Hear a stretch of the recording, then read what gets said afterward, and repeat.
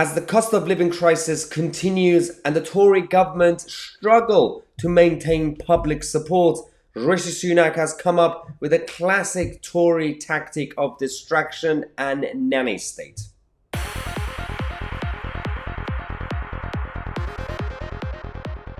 What a mess. What an absolute mess that every time the Tories, or actually to be fair, it's not really just a Tory problem, it's a centrist problem. You had the same issue with Gordon Brown and Tony Blair.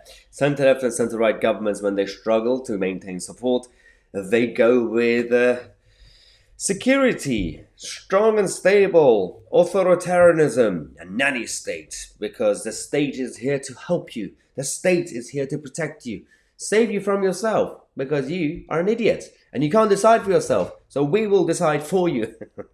Brilliant.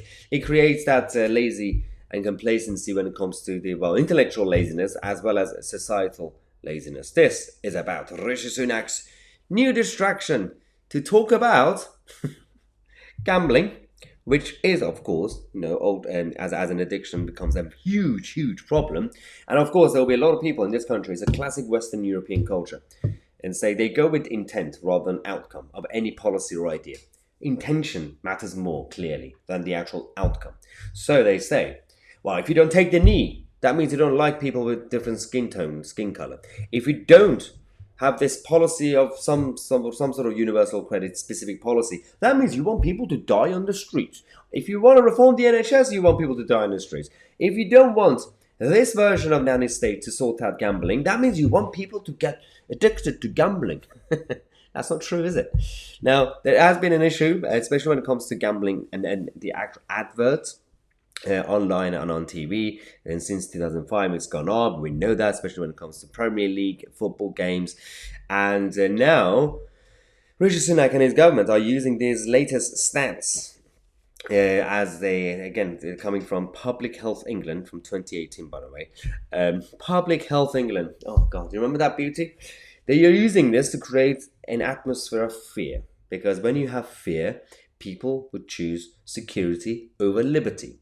It's normal. You create a propaganda machine, you go on TV and you show some fake pictures of Italians on the streets collapsing, and then you can impose lockdown policies.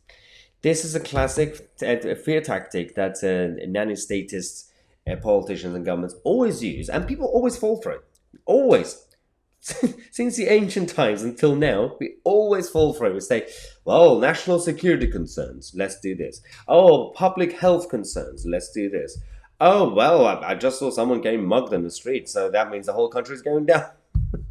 And then the real problems are not getting fixed. Speaking of like people on the streets getting attacked, real people in a real city called London, under City Khan, they're literally being attacked and nothing's been done about it.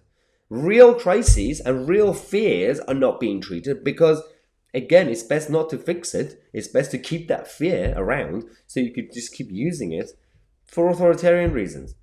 It makes no sense why people keep falling for it, but it is what it is. And it goes back to creating the artificial public support for government. Didn't really help Gordon Brown because Gordon Brown wanted to bring in ID cards in the late 2000s. And there was a chunk of society that wanted it. They're like, well, yeah, if you have nothing to hide, blah, blah, blah. But it became his downfall. He became his own downfall because he was such a terrible, terrible prime minister. Right, let's take a quick break. We're going to come back in half an hour. I'm Tousi, and we are the media.